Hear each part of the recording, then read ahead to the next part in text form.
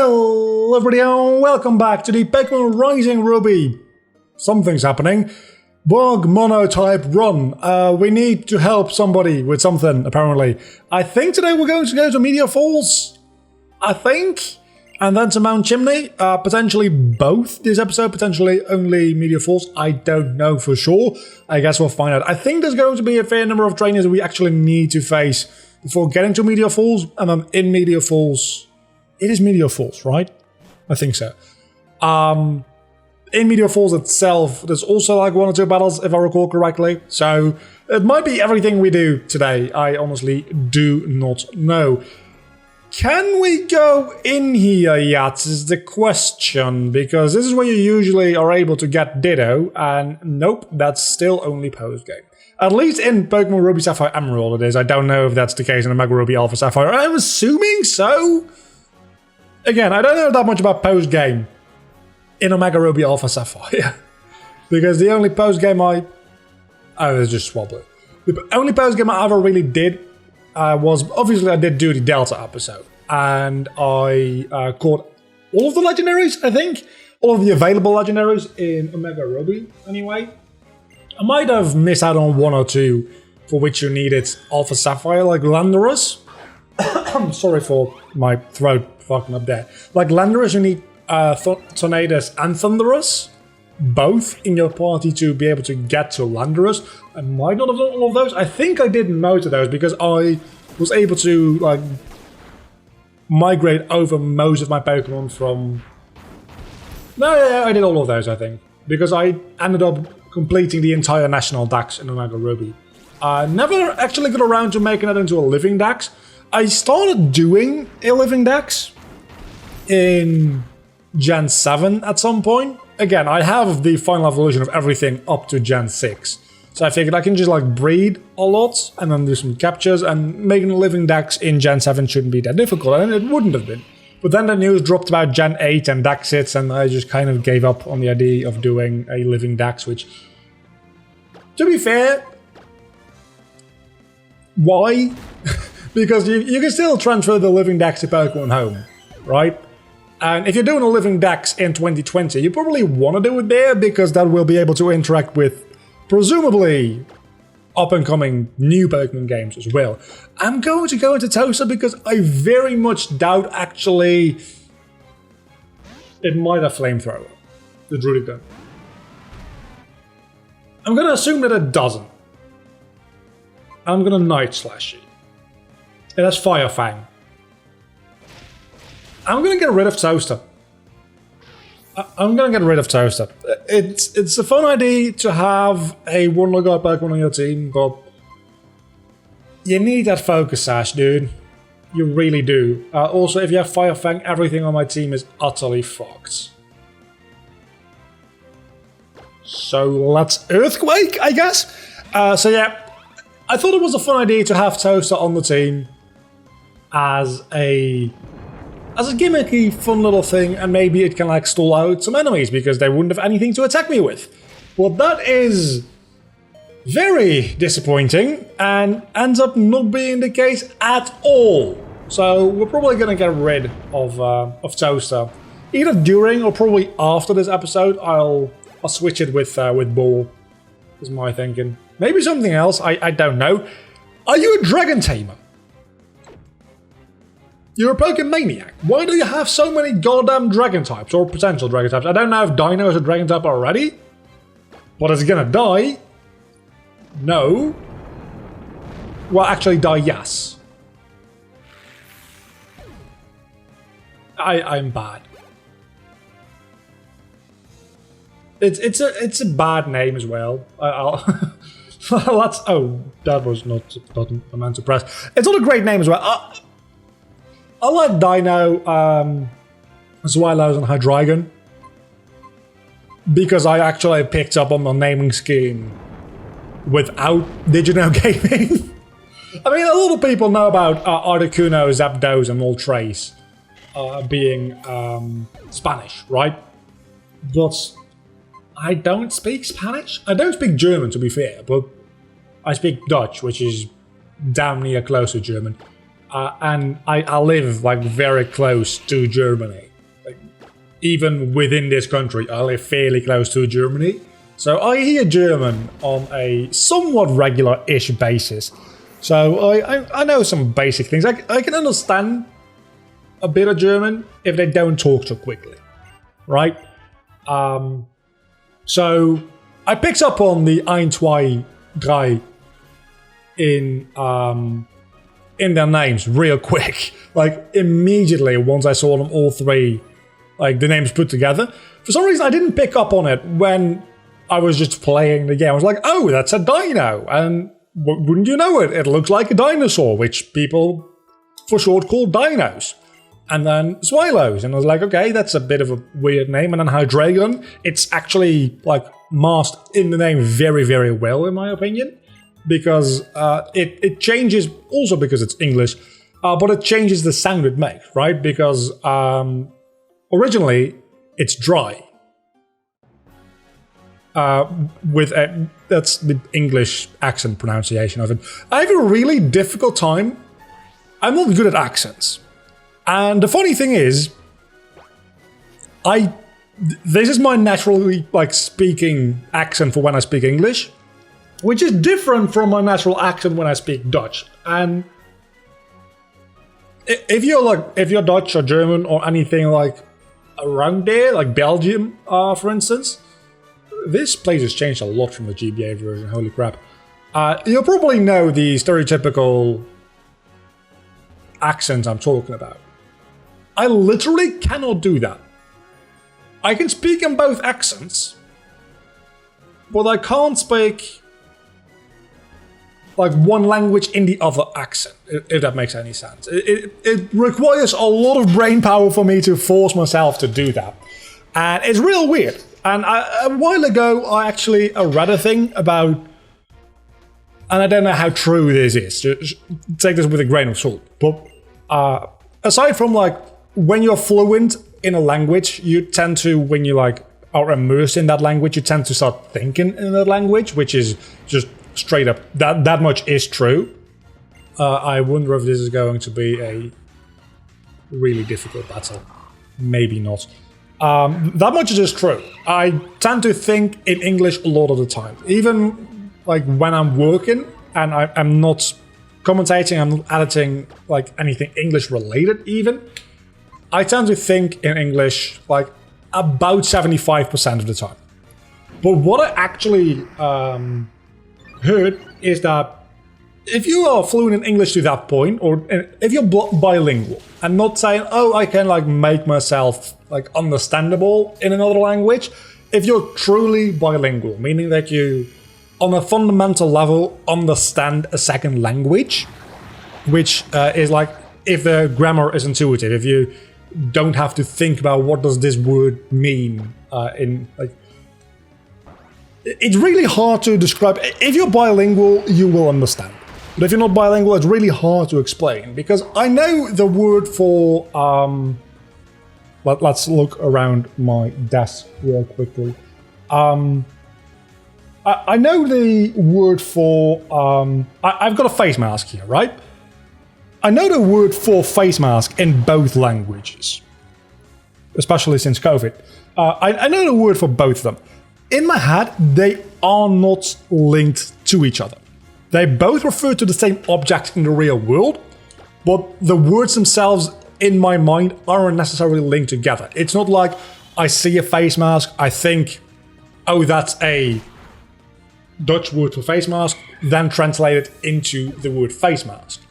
When I'm thinking in Dutch, I'll just think in Dutch. And when I'm thinking in English, I'll just straight up think, oh, that's a face mask. And that is a subtle but important difference. That is the difference between speaking a language and being bilingual. That is a difference. It's on a very basic intuitive level, understanding the language. When you have that, it turns out that there's actually, depending on which language you speak and think in at any given point, that could impact some personality traits. There are apparently studies, again, take this with a grain of salt, but I've heard there's apparently studies that have been done that show if you are if you are, let's keep with Dutch for this example, because that's what I am, right? And you speak Dutch versus also speaking fluent English, you end up acting slightly differently. And it's almost like you have a bit of a split personality. It's not like you're schizophrenic or anything like that, but it's a very interesting matter to think about, and I probably should switch out now. Hair dye, I think it's time for you to show your power. So we are doing a fight in Media Falls, by the way, if you hadn't noticed that yet. But it is a very interesting thing to think about, right? Because it makes a certain amount of sense, at least, again, to me, in my personal experience, how I experience dealing with two different languages. It's... Let's go for the bug boss, because that might be better than Silverwind. It might literally just... it's more powerful. It doesn't raise your stats like Ominous Wind does, but that ends up never really mattering anyway. But yeah, no, it is very interesting to think about, like... I don't know how to... Okay, let's focus on the game for a moment, actually, because Signal Beam also probably not a bad idea to keep around. Probably more useful than Fury Cards. I gave it Fury Cards because I thought it might be fun, but it ends up not being that worth it at the end of the day, so... Everybody's just gaining levels, holy hell. Flamethrower, that's gonna be against Hair Dye. And I lived! Holy crap, that is... surprising! I'm gonna die this turn, but still. That is highly surprising. Okay, so let's get back into the topic at hand here. Because to me, it makes a certain amount of sense, right? Because when you talk in a certain language, you're probably in a different situation, surrounded by different people, and as such in a different mindset than with another language. Like, I don't speak English to most of my friends. That being said, I do tend to mix in English with Dutch a lot. It become more like synonymous with each other, but that's because I think in English. So oftentimes when I'm trying to say something in Dutch, I'll actually do the reverse. I'll try to translate it, and I've just stopped doing the translation part. If something comes up into my mind in English, I'll just freaking type it in English. Which, just why wouldn't you do that? I understand it can be annoying for people, but I am so far beyond giving a fuck about that. So, when I'm talking to my friends or family or whatever, right? I tend to be talking in Dutch, and I tend to have a different kind of dynamic with them than I do, for instance, on camera, which is where I do most of my English speaking. So, it stands to reason that just by association, when I speak English, my brain associates that more with the personality traits I display when speaking English on camera. Whereas when I speak Dutch, my brain probably associates that more so with personality traits that are, to be fair, probably a little bit more diverse as well. Because I speak to a lot more different people and a lot more different scenarios in the Dutch language. Don't know if that's actually true. More people, certainly. More time? I don't know. I don't know that for sure. And then there's also something stuck in my teeth, which is a bit of spinach. And then there's also the times I'm not speaking, vocally speaking English, but I'm typing English, and that is by far the largest part of my English communication on a daily and weekly basis, because I hang out in Discord quite a lot, and that is where I end up communicating in the English language the most. So in that regard, but then you're not actually vocalizing it, and actually out loud vocalizing, that was a lot of damage, and I'm gonna die now. Out loud vocalizing things does make a difference from just typing or thinking it. That is just that is straight up just a fact. If you're just thinking something, you can relate it to studying. if you're studying for a upcoming test, if you're in school or whatever, or if you're trying to, like, I don't know, freaking memorize shit for a meeting. I don't know how real companies work. If you're just reading it, you have that little voice in your head saying things, but you're really just thinking the words on paper or on your screen, because we're living in 2020 and not 1995. And you end up remembering. I'm going to die, by the way. I'm not going to win this fight. Unless I can earthquake you both. If I can earthquake you both, you're fucked. Yeah, I didn't think so. So we're going to have to redo this. But you probably don't remember it that well if you only just read it and think the words. Then if you copy it all over through typing, you'll probably remember it a lot better. Even if you just take like bullet points of the things you typed, you'll probably remember it a lot better. If you vocalize, if you read the things you're studying out loud, I have revives. I might not be entirely fucked. If you read it out loud, you'll remember it even better. That's just like, if you have trouble studying for like tests or something, remember that, because that does help quite a lot. I never really did any studying in school. I did take notes during class, however. Like, I did, and even then, I'm not sure this has ever been like scientifically proven. I am pretty convinced that physically writing your notes down, as opposed to typing them on a keyboard, also gives you a bit of an edge there. Though that is just like my personal belief, which is based on literally no science at all. So do take that with a grain of salt. But yeah, so while in school, both like high school and college, I never really did any studying. I attended pretty much every class and I took notes. And on that basis, I passed. Like, literally almost every test. And the tests that I didn't pass were either in subjects that I didn't give a shit about, like history. Because, let me be clear, history is very important. Because if we didn't learn about World War II, we could probably, like, potentially elect another fascist. Oh, wait! Yeah, let's not get too much into politics, but please, if you're American, don't you fucking dare. Don't you dare. Don't you dare. But the subject matter, just like studying it, it's very boring. And that is partly because it's just how like my brain works. And that is, I tend to like study and learn things by understanding them. I'm not very good at knowing things. Right? I have a lot of useless trivia in my head. But I tend to forget that fairly quickly as well. Which is really cool, because that means that I can actually relearn trivia.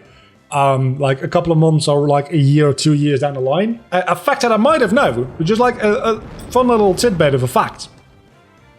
I might be able to relearn that, because I had entirely forgotten that that existed. Or it might be like, oh yeah, I remember something like that. Huh, I had forgotten that. Whereas, if you understand something, you won't forget. And that's also why I was very good at math in high school. Because as much as a lot of you probably will not agree with my upcoming statement, this is true.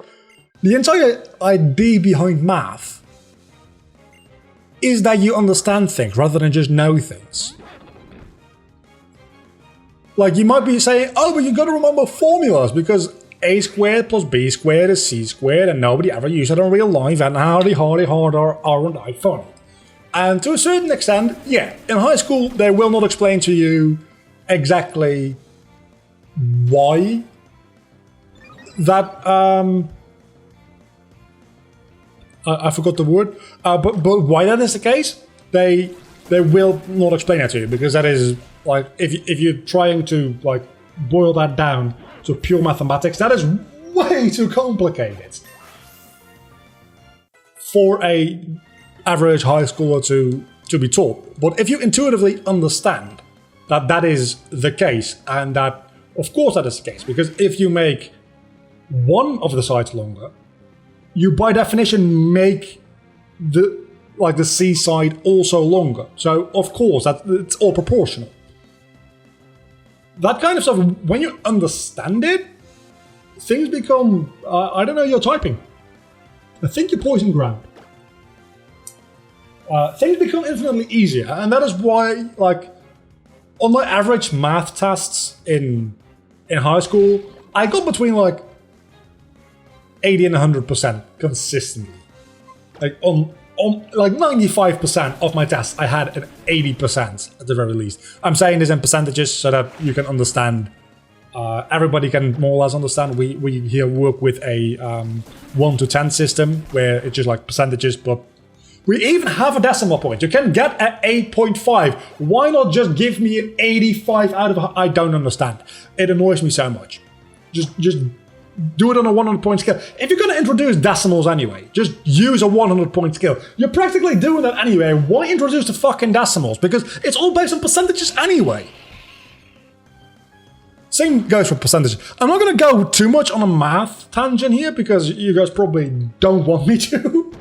But it's real good for explaining why I think, and I think that is an issue with, like, almost worldwide with education systems, is that we teach kids to know things rather than to understand things, and that is a huge fucking difference.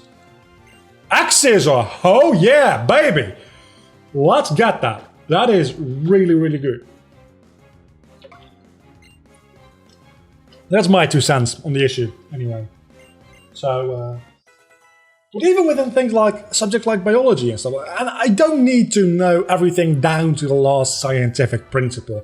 It's still like high school stuff. Most of my biology, mathematics, and to a certain extent, I didn't really ever get like chemistry in high school.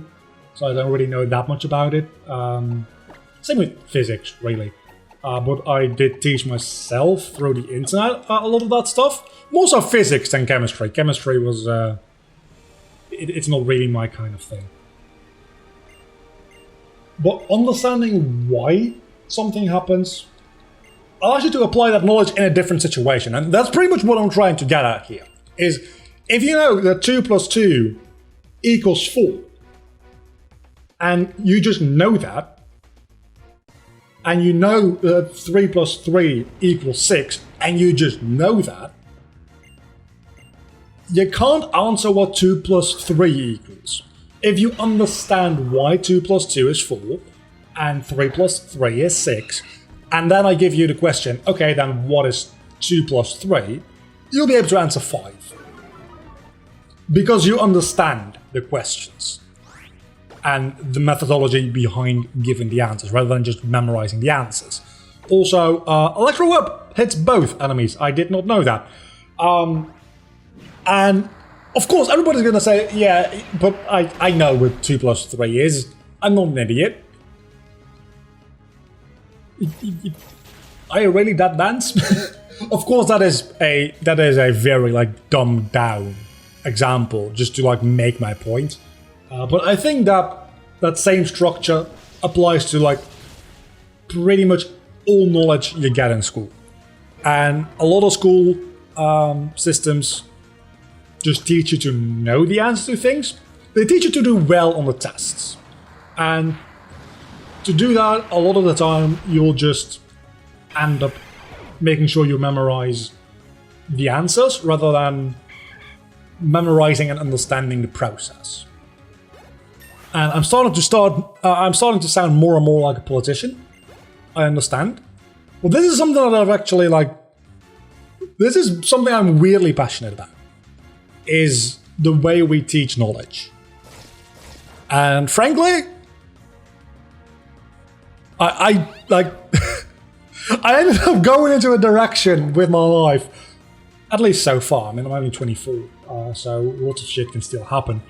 where that doesn't really apply. Maybe at some point I'll get a chance to like make a short film or whatever surrounding that. That's still something that I do want to do, but I don't necessarily know how I like implement that in a story and like in visuals and stuff like that, because it's a very tricky topic. I've been talking for the past 20 minutes about this, and I still feel like I'm not very like doing a good job at conveying the message. So to make it more subtle and fit out within an artistic expression such as a film, it'd be very tricky to do. Not impossible. Nothing is impossible. It will be very tricky to do. But it is something I'm weirdly passionate about, and I do think that more people could stand to think about these kinds of things. Also, part of the reason why I think philosophy should be taught in high schools. I got philosophy, and it wasn't mostly like philosophy as in history, but it was also a little bit of a part of like actual philosophical questions given as homework, and then you just like write a short paper, or well, not even a short paper. You just write like a page or 2 pages about the question the teacher asked, and then next week when you're back in class, you discuss, which is very, very fun in a lot of ways. And I think I can earthquake, and I should be fine here, right? But I think a combination between philosophy, history, because you do need a little bit of history to understand, like, same there. You need a bit of history there to understand, like, how certain trains of thought were developed over the centuries in philosophy. And I understand that history itself, like history as a school subject itself, also has that same purpose. But the big difference there is that you're teaching that just for the sake of teaching that.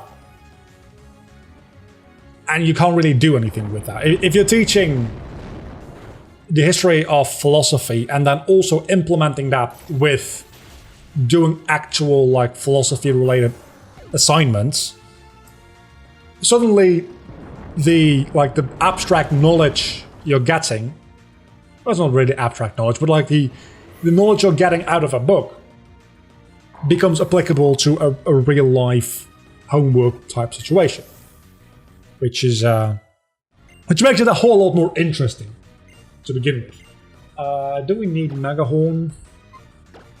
Let's say that's 80, and that's 120. Only 85% accuracy. I don't think we need Megahorn.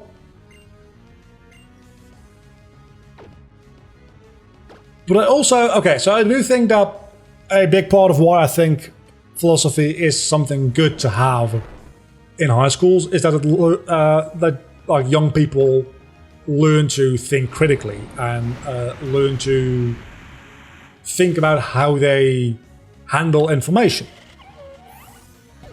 Because conspiracy theorists.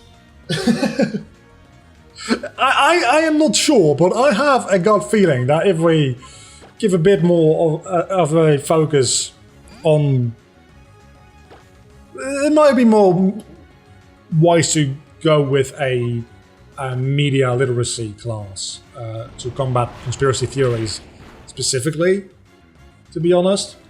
Because I feel like a lot of conspiracy theories are based on just like not having that media literacy and not understand. Also, a certain amount of scientific literacy, I'll be honest about that, because people think, oh, but this study says, and I hate that this is a political statement because it isn't, but people think, oh, this study says that masks are actually bad for your health. And yeah, but that's not how science works. It's not because one person figured that is the case that is now true. Because for that one study, there's like 100 studies that prove the exact opposite. And of course, it's always good to keep like your mind open. You're already snapped out of confusion. I'm sorry, what? It's always good to keep an open mind about you being wrong. As a matter of fact, I think that is the basis of science. This is our understanding of the universe as we have it right now. But really what we're trying to do is we're trying to disprove what we think we know in order to understand the universe in a better way. That is, in its basis, what science is. Trying to understand the universe. And to do that, you must constantly question everything you know. And to that extent, I applaud conspiracy theorists, because they do keep thinking outside of the box. But then when you have like 2 studies that prove masks don't work or like hurt you, and you have 100... What is rage powder? Scatters cloud. Yeah, no. Just follow me. And you have 100 studies that say, no, they actually like, they don't really hurt you at all.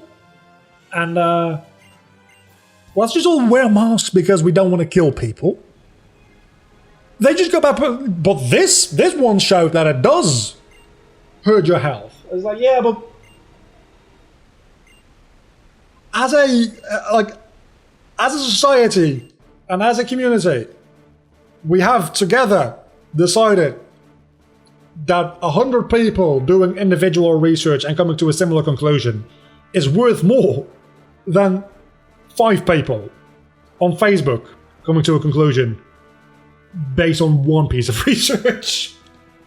It's not that difficult. And I think that if from a younger age people in schools got that kind of scientific literacy, which I also think ties together with media literacy, because the same thing goes for media, right? You want to, before you go ahead and like spout out things, you want to check if sources other than Fox News are saying it as well, right? And then when you get to that source, you want to make sure they don't reference back to the source you started at. And I say Fox News because it's an easy target to pick on. But it is important that if you want to make sure your information is correct, you make sure you know where the information came from in the source. Not who is broadcasting it, but who found that information. Like, which journalist, who published this in the first place. And where did they get the information? That kind of like actually doing research and not just like Googling, is mask bad for health? Like actually doing research, reading your shit. And I admit I don't always do that, of course. I don't always do that. Because you can't do that for everything. But if you're trying to like make an argument about something, and you're trying to make it well informed, which I think always should be the goal, you need to cross-reference. And then, at the end of the day, the thing that seems to be the popular opinion, and you might think, but there you go, opinion. And the general consensus, then, okay?